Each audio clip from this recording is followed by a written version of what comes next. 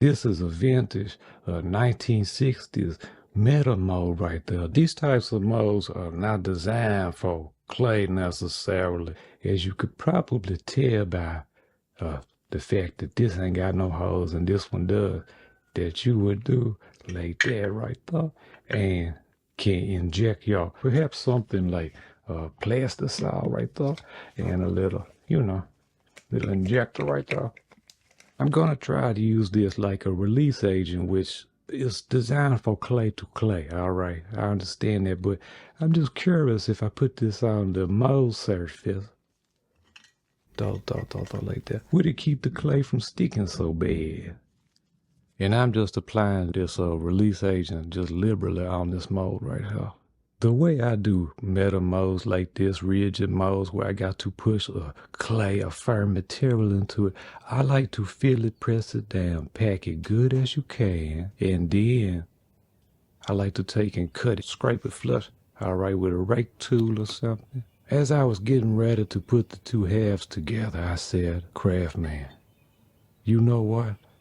Let's take it to the limit. Y'all see these little slots right here? The narrow little channels. Are y'all thinking what Craftman is thinking? That's right. Wire armature time.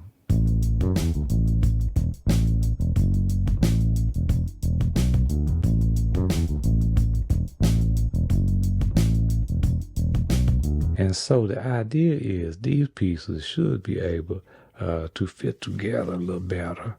Right there.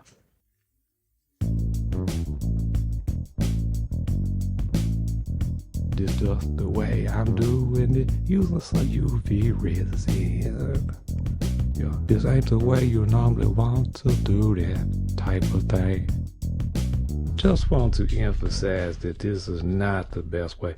That right there does not really support the swinging arm forward and backward.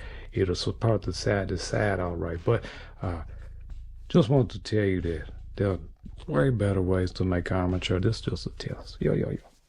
You want to have your wires twisted and integral as one unit for ultimate control. And then I like to go back and put me some filler material. Now that's going to help push things in a little, packed a little bit more, and hopefully that excess will squeeze out the sides.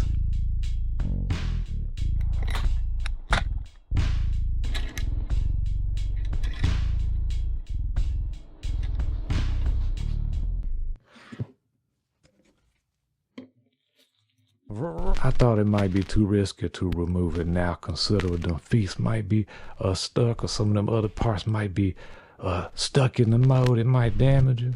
So I just put the whole thing in the oven.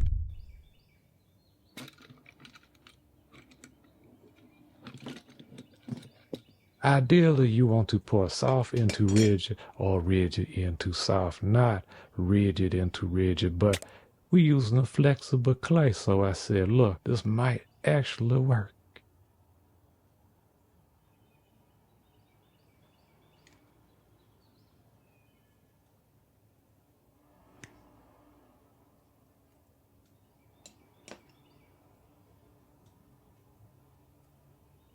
Very happy with that result right there. You have some flexibility. I will say that if you are making a figure out of CosClay that you want to pose later, consider using the T-pose instead of, if you put the arms down to the side or way up high, that limits you and you might get a tear easier, all right? So consider a neutral position like this right there. Is it viable for stop motion animation? Probably not, at least not in some thickness. I would suggest to stick with liquid latex, foam latex, silicone, things like that. That's going to give you a lot more, you can bend multiple times, but I would have a feeling this would not hold up for an entire stop motion shoot. Also, you cannot get as hard of a bend as you might like, but anyway, just something to consider.